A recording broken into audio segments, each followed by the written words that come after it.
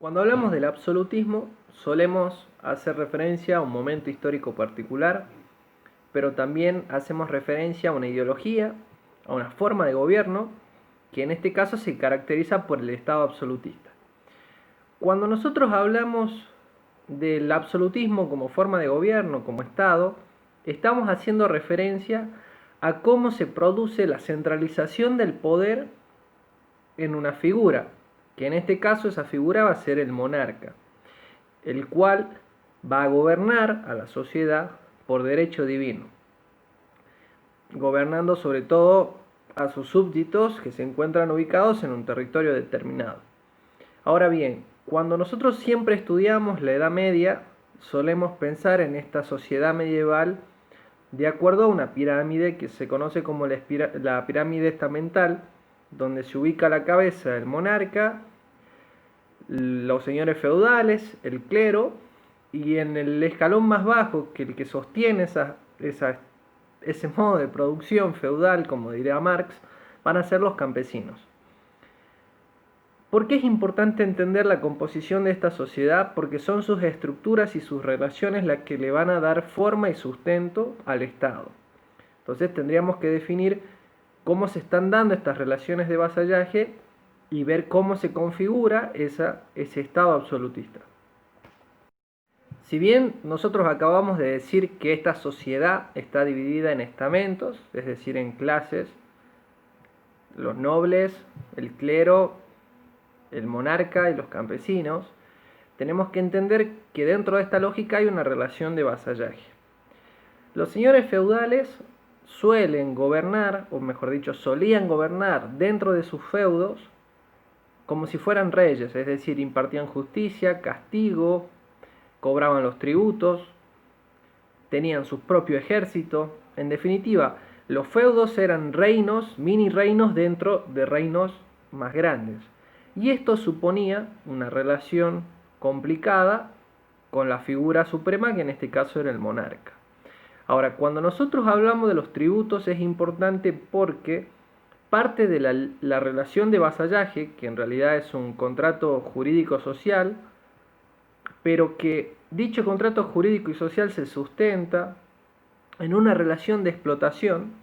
¿Por qué? Porque en realidad es el campesino el que debe pagarle tributo a los señores feudales. ¿Cómo se hace o cómo se exige ese tributo? En tres momentos se produce el cobro del tributo, que en realidad decimos momentos porque se va modificando la manera en la cual se cobra el tributo. El primer momento en el que se cobra el tributo es un tributo que se cobra a través del trabajo, es decir, el campesino se va a la tierra del señor feudal, es decir, a su feudo, trabaja, cosecha, o sea, trabaja en la tierra, hace el arado de la tierra, cosecha, todas las actividades agrícolas, y después retorna a su comunidad. Eso es en un primer momento cómo se manejaba el tributo del campesino para con el señor feudal. Posteriormente, el tributo va a ser pagado en producción, es decir, el campesino tenía que producir una cantidad estipulada de productos que estaban delimitados, o mejor dicho, que estaban pautados por el señor feudal. Entonces, de esa manera, el señor feudal verificaba que el campesino deje la cantidad de productos que él había estipulado y de esa manera se pagaba el tributo. Y el último momento en el pago del tributo va a ser a través de la moneda. Cuando se introduce la moneda, se va modificando esta relación del cobro del tributo. Si bien sabemos cómo se paga el tributo, lo que tendríamos que preguntarnos es por qué se da ese cambio en las formas y en los momentos de pagar el tributo. Por un lado, los historiadores suelen pensar o suelen hablar como un acuerdo que en realidad es gracias al gran comercio, o mejor dicho, a la expansión del comercio en Europa, principalmente desde el siglo XIII, XIV y sobre todo en el XV, con el descubrimiento de América en el año 1492, cuando empiezan a ingresar a este mercado europeo productos de América, de Asia, haciendo que el mercado, bueno, en definitiva se diversifique. Entonces la economía ya no podía ser esta economía de trueque, sino que era necesario empezar a establecerle un valor a los productos. Es decir, yo no podía intercambiar una silla francesa por ejemplo, una mesa italiana. Entonces, la necesidad de los comerciantes de establecer un valor a los productos hizo introducir la moneda, es decir, la moneda como una unidad de cambio. Entonces, la moneda no solo se va a introducir dentro de la economía europea, sino que también se va a ir incorporando a las formas en las cuales, a la forma en la cual, mejor dicho, se paga el tributo. Por eso es que se empieza a plantear una crisis de la servidumbre. ¿Por qué es importante la introducción de la moneda? Porque, como decimos, le da valor no solo al producto, sino también que le da valor a la fuerza de trabajo, al campesino, le da valor al trabajo del campesino.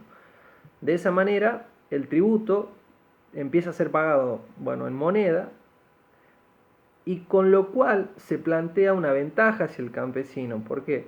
Porque el campesino iba, lo veía al señor feudal y le argumentaba que no había logrado conseguir la cantidad de dinero que el señor feudal le pedía. Entonces el señor feudal no podía asesinarlo al campesino porque era una fuente de ingreso. Entonces el campesino, ¿qué hacía? La moneda la guardaba porque era mucho más fácil esconder las monedas que esconder productos, o en el caso de pagar el tributo en el tiempo de trabajo, bastaba con que el campesino vaya a la tierra del señor feudal, lo controlaba.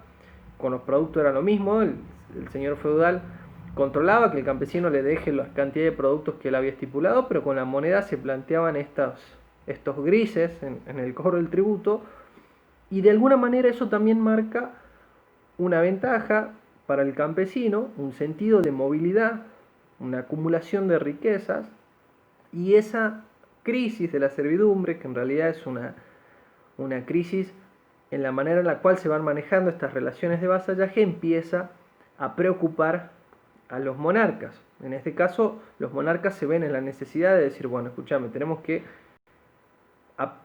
hacer, o mejor dicho, tenemos que recaudar los tributos de una manera efectiva. ¿Y cómo lo vamos a hacer? A través de un proceso de burocratización. Entonces, el Estado absolutista nace para dar respuesta a esta situación de crisis de la servidumbre. Es decir, el monarca ve cómo sus ingresos se ven totalmente perjudicados, necesita realizar un cobro de los impuestos eficiente, crea los cargos burocráticos, y esos cargos burocráticos van a ser cargos puestos a la venta, es decir, que los campesinos, o mejor dicho, sobre todo los comerciantes ricos, van a ser los que van a poder acceder a esos cargos, van a comprar esos cargos y van a incorporarse dentro de una estructura de poder mucho mayor, es decir, van a dejar de ser simples comerciantes para ser burócratas del Estado, empleados del Estado, y mediante estos cargos, no solo el Estado absolutista empieza a percibir importantes ingresos de dinero,